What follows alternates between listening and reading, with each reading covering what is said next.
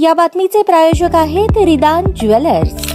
आमच्याकडे 24 crate, 22 crate, 20 crate आणि 18 कॅरेटचे सोन्याचे हॉलमार्कचे दागिने मिळतील। HUID नंबर प्रमाणित दागिन्यांसाठी GST बिल घेणे अनिवार्य।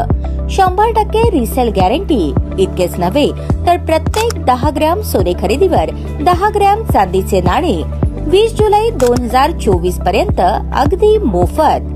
ग्राहकांसाठी विशेष रिदान गोल्ड योजना।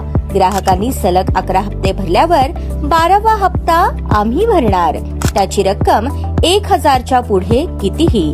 मजुरीवर 50% सूट देखील मिळेल। पत्ता रिदान jewellers, 133 new तिरेगाव, Chandni Chowk, forest, Solapur.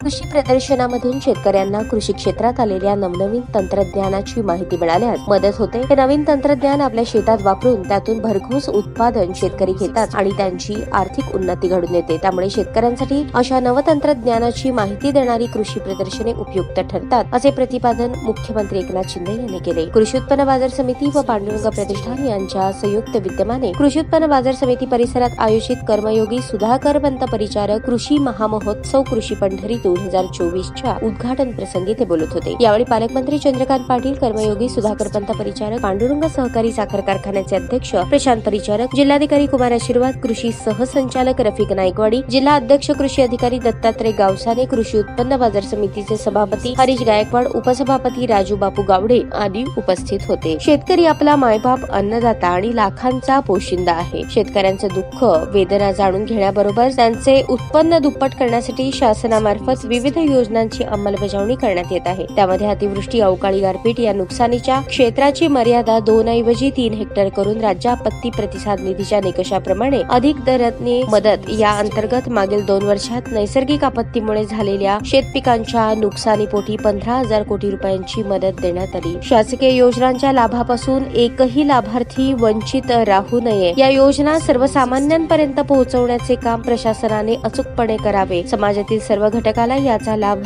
देण्यात यावा, याबाबत प्रशासनाने दक्षता घ्यावी, असे निर्देश मुख्यमंत्री एकनाथ शिंदे यांनी केले। महिलांचे आर्थिक सक्षमीकरण आणि स्वावलंबनाला चालना द्यावी यासाठी अन्नपूर्णा योजनेअंतर्गत वर्षाला 3 मोफत गॅस सिलेंडर देण्यात येणार आहेत। शासकीय महाविद्यालये, शासन अनुदानित अशासकीय महाविद्यालय अशा शिक्षण संस्थेत विद्यार्थिनींना शैक्षणिक परीक्षा शुल्कात 100% माफी देण्याचा निर्णय घेण्यात आला। याशिवाय राज्य शासनाने मुख्यमंत्री माझी लाडकी बहीण योजनेअंतर्गत महिलांना 1,500 रुपये महिन्याला, याप्रमाणे वर्षाला 18,000 रुपयांचा लाभ देण्यात येणार असून या योजनेअंतर्गत पात्र महिलांच्या खात्यात लवकरच रक्कम जमा करण्यात येणार आहे। युवकांच्या हाताला रोजगार देण्याचेही काम सुरू आहे। युवा अप्रेंटिसशिप योजनेअंतर्गत 12वी उत्तीर्ण पदवीधारक आणि पदवीधर विद्यार्थ्यांना अनुक्रमे 6,000, 8,000 आणि 10,000 रुपये दरमहा विद्यावेतन देण्यात येणार आहे। प्रारंभी मुख्यमंत्री एकनाथ शिंदे यांनी फीत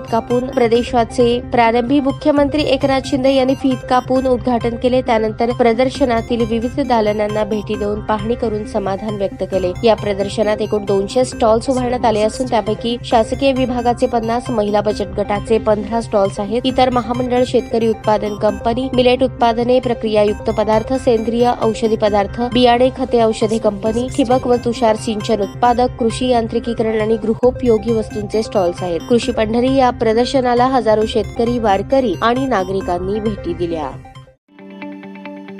ताज्या बातम्या पाहण्यासाठी प्राईम महाराष्ट्र न्यूज चॅनलला सबस्क्राईब करा।